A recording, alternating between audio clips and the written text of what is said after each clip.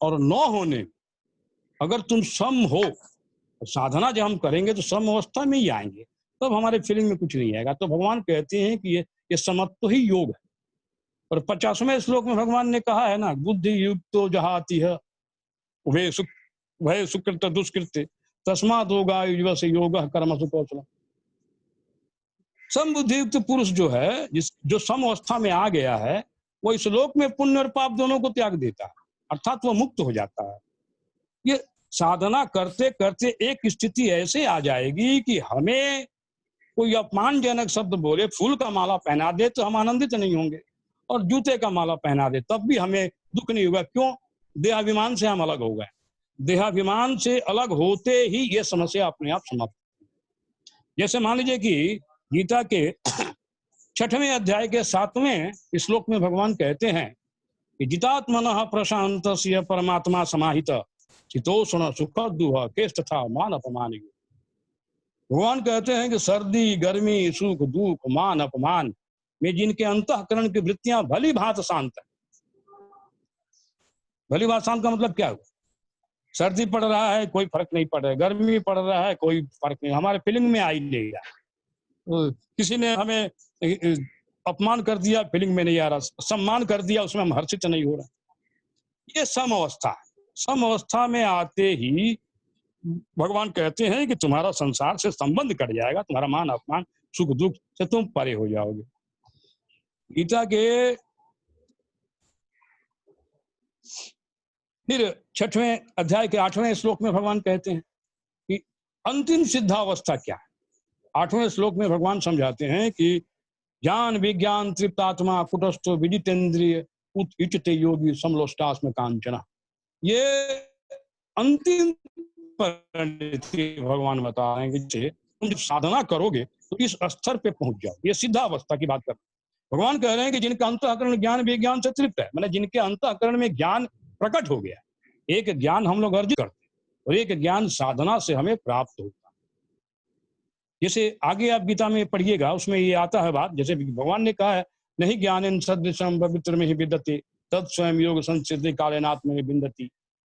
ज्ञान के समान पवित्र करने वाली कोई वस्तु नहीं। यानी ज्ञान ही संसार से हमको अलग करता है, इस शरीर देह से हमें अलग करता है। तो अलग हो गए तो हम वैसे ही पवित्र हो गए। तो यहाँ भगवान समझा रहे हैं 6वें अध्याय के 8वें श्लोक में कि जिनका अंतःकरण ज्ञान से भरा हुआ, जिन जो विकार रहित हो गया है, इनका काम क्रोध लोभ मोह राग ये सब निकल चुका है, जो जितेंद्रिय है, सभी इंद्रियों को मन सहित अपने बस में कर लिया है, और जिसके लिए मिट्टी पत्थर सोना एक समान हो गया है, वो उसकी भगवत प्राप्ति कर ली, उसका भगवान को वो पा गया है। इसी बात को वो दूसरे अध्याय के 71वें श्लोक में भी बोले हैं, विहाय कामन्य सर्वान् पुमान् चरित निष्पृहा निर्ममो निरहंकारा स्वशांति अधिगच्छति। भगवान कहते हैं कि जिसने अपने मन में स्थित संपूर्ण कामनाओं को निकाल दिया है और ममता रहित, अहंकार रहित और स्पृहा रहित, कामना निकल गई तो फिर स्पृहा कहां से रहे? किसी चीज के पाने की इच्छा ही नहीं रहे, वो तो कामना के कारण पाने की इच्छा रहे।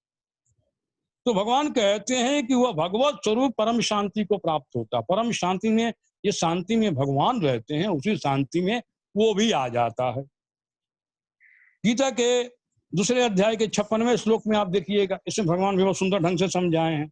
दुखे सुनो द्विगुण मना सुखे सुविगत स्पृहा वितराग भय क्रोधा स्थित धीर मुनि रुचित। साधना जब सिद्ध हो जाएगी तो भगवान कहते हैं कि वो सिद्धावस्था में यदि उस पुरुष के पास, उस मनुष्य के पास कोई दुख भी आता है तो उसके मन में व्याकुलता नहीं आती है, उसके मन में किसी प्रकार का उद्विग्नता नहीं आती है, और सुख आने पर भी हर्षित नहीं होता। वो ऐसे रहता है जैसे मान लीजिए कि किसी धनी व्यक्ति को, अब मुकेश अंबानी को मान लीजिए कि हम 2 लाख रुपया दे दिए, तो मुकेश अंबानी को उससे कौन सी खुशी हो जाए? उसी प्रकार से सम अवस्था में आया हुआ पुरुष भगवान का जो लवलेश सुख भी पाया है, जरा भी पाया है, संसार की कोई भी वस्तु उस आनंद पे भारी नहीं पड़ सकती, दबा नहीं सकती। इसलिए कोई भी प्राणी जो भगवान का जरा भी आनंद पाया, लवलेश माने सरसों के दाने के बराबर भी संसार की कोई वस्तु उस आनंद को दबा नहीं सकती, वो अपने आनंद में पड़ा रहता।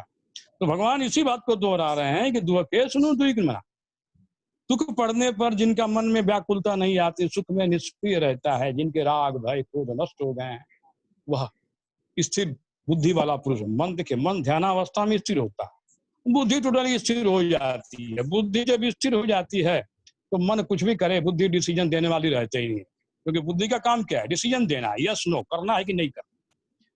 तो ये फीलिंग जब तक हमारा रहेगा, ये देहाभिमान के कारण रहता है। और जैसे जैसे सिद्धावस्था की तरफ हम बढ़ेंगे, ये संसार के मान अपमान सम्मान से हम परे हो जाते हैं। जैसे भगवान क्या है? संसार के मान अपमान सम्मान से परे हैं। ये जो संत महात्मा है, भगवान का तो छोड़ दो, जो संत महात्मा है वही संसार के मान अपमान सुख दुख सर्दी गर्मी से परे हो जाते हैं। कोई उनका मतलब ही नहीं। ये सिद्धा अवस्था जब तक नहीं रहेगी, नहीं आएगी, तब तक हमें साधना तो करना पड़ेगा। जैसे चावल को आग पे तभी तक पकाना है जब तक चावल पक नहीं जाए। चावल पक जाने के बाद फिर वो पुरानी अवस्था में नहीं आ सकता। इसलिए कोई भी मनुष्य जब सिद्धा अवस्था में आ जाता है, इसके बाद तो कुछ भी करे, वो फिर पुरानी अवस्था में नहीं आएगा। तो सिद्धा अवस्था में जब तक हम नहीं पहुंचे रहे तभी, इसलिए हमें कोशिश हमें करना है कि हमेशा हम भगवत संबंधी चर्चा में अपने को रखें। हाँ, सुनने को मिलता है इसी तरह के लोग खोजते रहें, जहाँ हमारा कोई सुने उस तरह के लोग हम खोजते रहें। नहीं कोई मिलता हो तो हम भगवत चिंतन में रहें, शास्त्र को पढ़ें, टीवी में बड़े बड़े संतों को पढ़ें।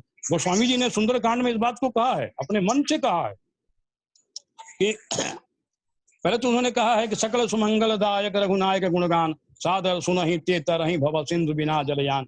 भगवान का जो गुणगान करता है वो तो पार हो ही जाता है, जो श्रद्धा से सुनता है वो भी बिना नौके का पार हो जाता है। आगे गोस्वामी जी कहते हैं कि